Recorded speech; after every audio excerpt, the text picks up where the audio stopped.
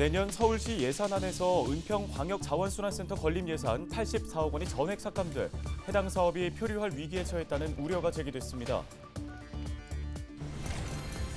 은평구가 겨울철 폭설에 대비해 보도 폭이 3m 이상인 구간에 제설기를 배치하는 등 제설 대책을 마련하고 내년 3월까지 재난안전본부를 운영하기로 했습니다. 한동안 온화한 날씨가 이어졌는데요. 이번 주말에는 아침 기온이 영하 11도까지 떨어지면서 강력한 한파가 찾아오겠습니다. 양천구가 내년 상반기 공공 일자리 사업 참여자를 모집합니다. 모집 인원은 182명으로 안양천공원 황토길 노면 정리 등 14개의 분야에서 근무하게 됩니다.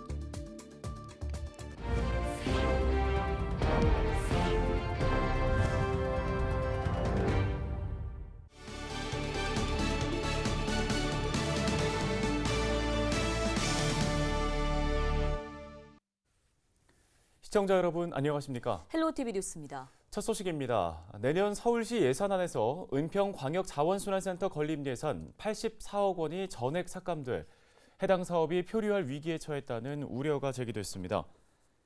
은평광역자원순환센터는 재활용 폐기물 선별시설로 은평, 마포, 서대문구, 서울 서북부 3구가 공동으로 이용합니다.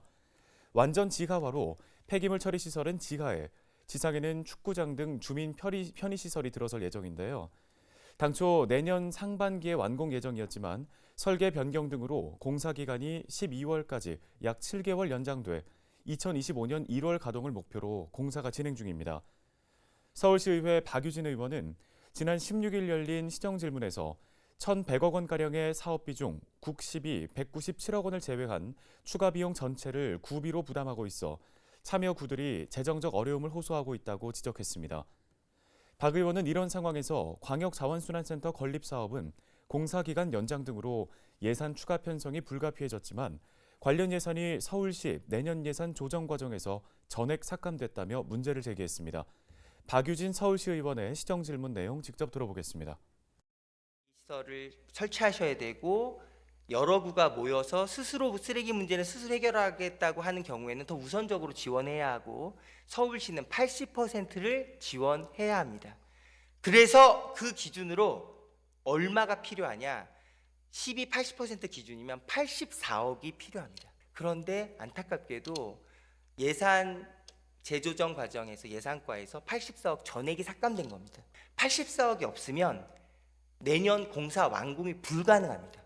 완공을 못하게 되면 은평구, 마포구, 서대문구에 이 하루 150톤씩 처리돼야 될 이 문제는 다시 서울시로 공이 넘어가겠죠. 오세훈 서울시장은 해당 사업은 당연히 지원해야 할 사업이라고 판단된다며 서울시 차원의 지원 방법을 모색해보겠다고 답변했습니다. 은평구가 겨울철 제설 대책을 마련하고 내년 3월 15일까지 재난안전본부를 운영합니다. 은평구는 스마트 제설 통합관리 시스템을 구축하고 도로 열선과 원격 자동 염수 장치를 설치해 관리하고 있다고 밝혔습니다. 은평구는 제설 대책으로 보도 폭이 3m 이상인 구간에 보도용 제설기 18대를 배치할 계획입니다. 또 폭설에 신속하게 대응하기 위해 이면도로와 보도 취약 구간 책임제를 운영하고 경사진 이면도로가 많은 저층주택 밀집 지역 주민센터에는 소형 제설 살포기와 송풍기를 공급합니다.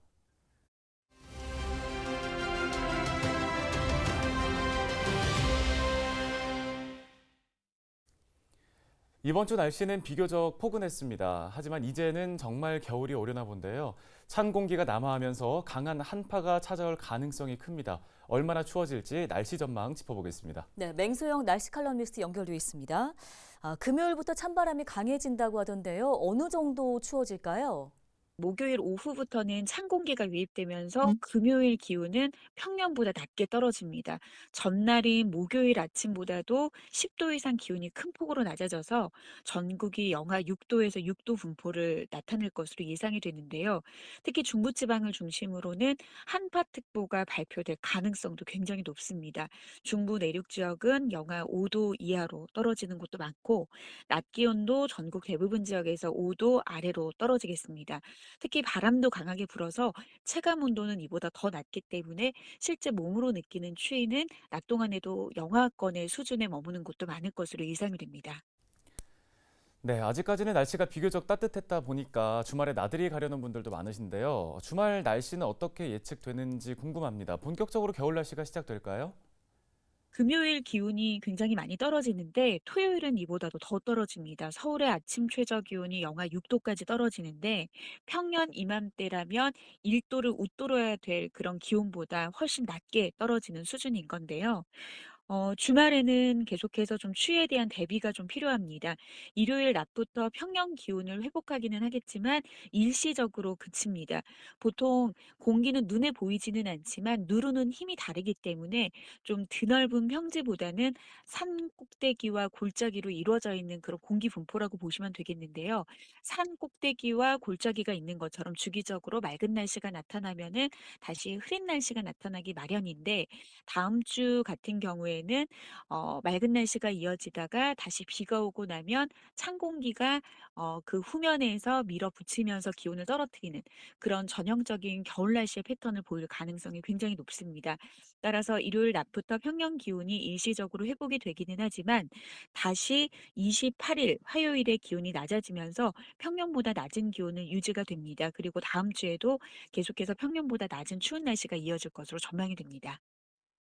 예, 몇 년 전부터는 사만삼이라고 해서 겨울철마다 미세먼지가 말썽입니다. 올해 특히 엘니뇨로 인해서 겨울철 미세먼지 농도가 증가할 것이라고 하던데 어느 정도로 예상되나요? 네, 늦가을인 이맘때부터 미세먼지 농도가 높게 오르기 시작해서 이듬해 3월에 가장 높은 농도를 보이는 게 일반적인 계절의 특징이라고 보시면 됩니다. 국내와 국외에 미세먼지가 쌓이면서 농도가 높게 나타나는 게 가장 큰 원인인데요. 특히 올해 같은 경우에는 태평양 동쪽의 중남미 지역의 수면 온도가 높아지는 엘니뇨 현상까지 겹치기 때문에 겨울철 한반도의 대기 정체 현상을 유발할 수 있는 것으로 전망이 되고 있습니다. 물론 엘니뇨 때문에 미세먼지가 발생하는 것은 아니지만 엘니뇨로 인해서 우리나라 혹은 국외에서 유입되는 대기 정체 현상과 국외에서 유입되는 그런 미세먼지 농도의 발생을 더 높게 만드는 그런 역할을 하기 때문에 올 겨울에는 겨울철의 주기적인 그런 미세먼지 농도가 높아지는 그런 기상현상과 더불어서 엘니뇨로 나타나는 대기 정체와 국외에서 유입되는 미세먼지 농도가 추가되면서 미세먼지 농도가 높은 날이 많을 것으로 전망이 됩니다. 네, 알겠습니다. 급격하게 추워지는 날씨 잘 대비해야겠습니다. 지금까지 맹소영 날씨 칼럼니스트였습니다.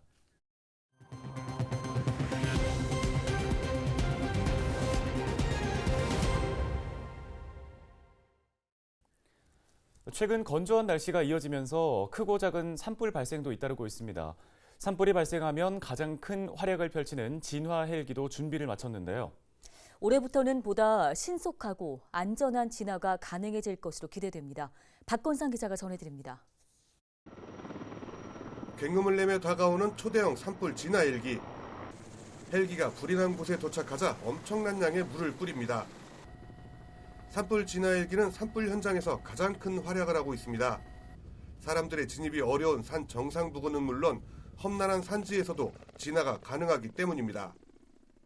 산불 진화 헬기에는 이렇게 고성능 카메라가 곳곳에 장착돼 있어 육안으로 확인할 수 없는 산불 상황을 하늘에서 포착해 실시간으로 전파할 수 있습니다. 내년 초에는 추가로 산불 진화 헬기를 도입해 모두 50대의 산불 진화 헬기를 보유하게 됩니다. 가을철 산불뿐만 아니고 이어지는 내년도 봄철 산불에 대비하기 위해서 헬기 가동률을 높이도록 그렇게 항공본부에서는 만전을 기하고 있습니다. 또한 그 헬기뿐만 아니고 지상 진화 대원과의 합동 작전이 중요하기 때문에 10월 달에 충북 음성에서 공중 지상 합동 전국 훈련을 산불 진화 헬기와 함께 항상 동행하는 공중 진화대도 산불 현장에서 진화 헬기 못지않은 활약을 하고 있습니다. 산불이 발생하면 진화 헬기와 함께 산불 현장에 낙하해 온몸으로 불길을 막는 숨은 영웅들. 산불 발생이 빈번해지는 가을철을 맞아 체력 훈련과 낙하 훈련은 더욱 강도가 높아지고 있습니다. 산불 현장은 다양한 위험 요소가 존재합니다. 그렇지만 국민의 생명과 살림을 보호한다는 사명감으로 이번 산불 조심 기간도 훈련을 통해 철저한 준비를 하고 있습니다. 지난 2018년부터 2022년까지 전국에서 발생한 산불은 전체 2,800여 건, 연평균 570여 건의 산불이 발생했습니다. 이달 들어 강원 지역에서만 4건의 산불이 발생해 축구장 6개 면적에 해당하는 4.17헥타르의 산림이 소실됐습니다. 최근에는 건조한 날씨에 동해안을 중심으로는 바람도 강하게 불면서 산불 위험성이 높아지고 있습니다. 무엇보다 예방이 가장 중요하지만 산불이 발생하면 피해를 최소화하기 위해 산불 진화 헬기는 이륙 준비를 마쳤고 공중 진화대도 출동 태세에 임하고 있습니다. 헬로티비 뉴스 박건상입니다. 다음 소식입니다. 양천구가 내년 상반기 동행 일자리 사업에 참여할 구민 182명을 다음 달 5일까지 모집합니다. 동행 일자리는 사회적 약자가 다른 약자를 돕는 자립, 자조 기반의 공공 일자리 사업인데요. 최종 선발자들은 내년 1월부터 6월까지 안양천공원 황토길의 노면 정리와 디지털 플랫폼 활용법 안내 등 14개 분야에서 근무하게 됩니다. 만 18세 이상 65세 미만의 근로 능력이 있는 구민은 누구나 참여할 수 있지만 재산이 4억 6,900만 원을 초과하거나 기준 중위소득 80%를 넘는 구민은 신청 자격에서 제외됩니다.